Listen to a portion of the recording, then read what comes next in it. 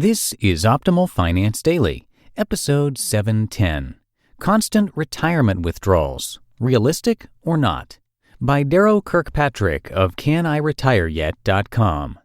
And I am your host and narrator of the show, Dan. I'm here with you every weekday reading to you from some of the best personal finance blogs on the planet.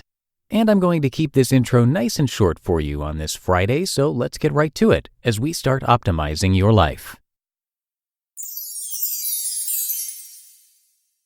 Constant Retirement Withdrawals, Realistic or Not, by Darrow Kirkpatrick of CanIRetireYet.com.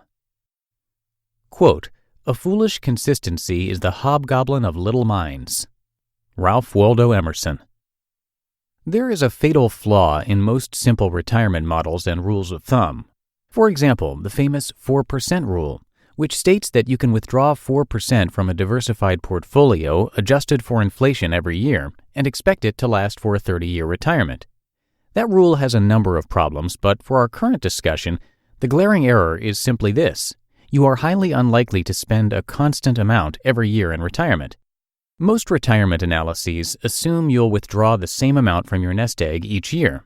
It's the rare financial advisor who will spend hours with clients determining their actual cost of living and how it is likely to change over the years, so a single number is usually chosen.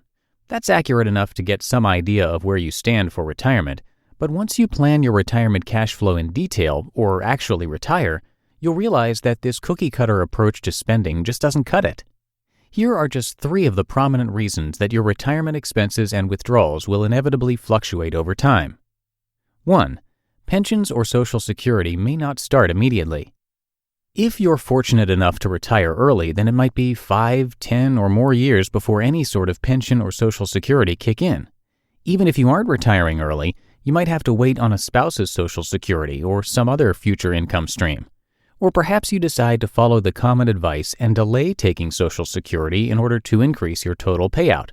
In any of these scenarios, the withdrawals from your nest egg must be larger earlier in retirement to cover expenses until the pension starts. But then those withdrawals can be lowered, possibly substantially, once you have regularly occurring income to cover expenses. 2. Market returns and valuations will fluctuate. Most of us now understand that you can't plan for retirement using historical stock market averages. That's because history may not repeat, and, just as critically for retirement cash flows, it may not repeat in the same sequence. Stock valuations are now near all-time highs, so we can't expect historical real stock returns anytime soon. But will those conditions prevail forever? Unlikely, but who knows for certain? So what does that mean for your retirement withdrawals? Common sense and personal experience indicate that most individuals will adjust their spending based on the perceived size and health of their nest egg, which is likely to fluctuate over a decades-long retirement. 3. Your lifestyle will change over time. Data from the U.S. Bureau of Labor Statistics shows a general drop-off in household expenses starting at age 55. By age 75, expenses are only 60% of what they were for couples in their 50s. Currently, this is true even though the share of healthcare expenses doubles. For anybody reaching retirement and the empty nest stage of life, this makes intuitive sense. Gone are child and education expenses. Gone are commuting and work-related expenses. Sure, travel and recreation expenses may go up, but that can be offset in whole or part by greater flexibility. For instance, you no longer have to visit those prime spots while everyone else is on vacation. And by downsizing in other areas of your life, houses and vehicles, for example. So those are 3 strong reasons why your retirement expenses and withdrawals won't stay constant as many retirement models assume. But knowing that, what should you do about it? For starters, realize that if you really want to understand and drive your retirement, you'll need to use a more sophisticated model. It's the difference between looking up the mileage between 2 points on a map to know approximately how long a trip will take, versus actually taking the journey while navigating all the ensuing starts and stops, twists and turns. A more sophisticated model can incorporate more realistic estimates for portfolio and annuity performance based on today's valuations and interest rates. It can include the present value of future income, so you understand how pension payments in the future impact your current spending.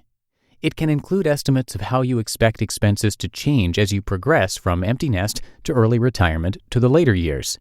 And it can even attempt consumption smoothing, an optimal spending plan that allows for a consistent lifestyle amid varying income flows over time. If you don't want to do the work to create a more sophisticated model of your retirement or find and pay somebody trustworthy to do it for you, then you could instead take the time-tested approach of applying some large safety factors. For example, you could ignore the BLS statistics above and assume you'll keep spending what you spent in your 50s up into your 80s and 90s. That ought to be a conservative assumption, but it does risk leaving some money on the table when you die, with regrets about what that money might have bought. Another safe and simple approach is to guard your principal, spending only income and dividends. Or, if you are taking a total return approach, to cut back your lifestyle if it appears your nest egg is shrinking over a sufficiently long enough time period.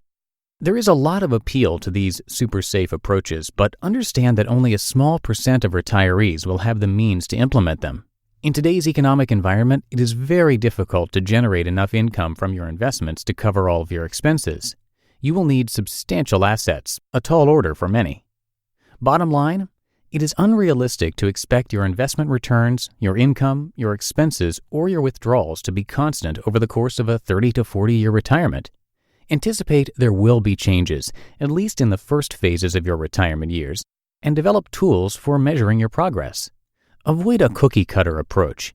Implement a flexible lifestyle, shun debt and large fixed expenses, and add in some part-time work if possible, and you will have the options you need for managing change. You just listened to the post titled Constant Retirement Withdrawals, Realistic or Not? By Darrow Kirkpatrick of CanIRetireYet.com. And that's 710 episodes of Optimal Finance Daily now in the books. Thank you so much for your support and for listening each and every day. I'll be back with more posts for you next week, so have a great weekend, and I'll catch you on Monday, where your optimal life awaits.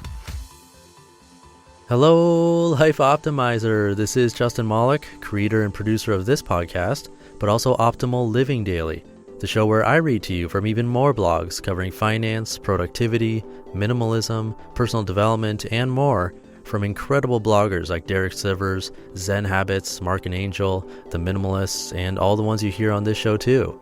So if you enjoyed today's episode and like taking amazing blogs on the go, come on over to Optimal Living Daily and subscribe to that one too. And together, we'll start optimizing your life.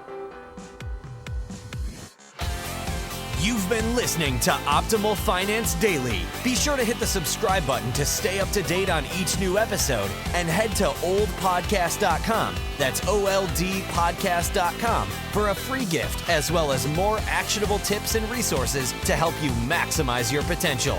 Thanks for joining us, and remember, your optimal life awaits.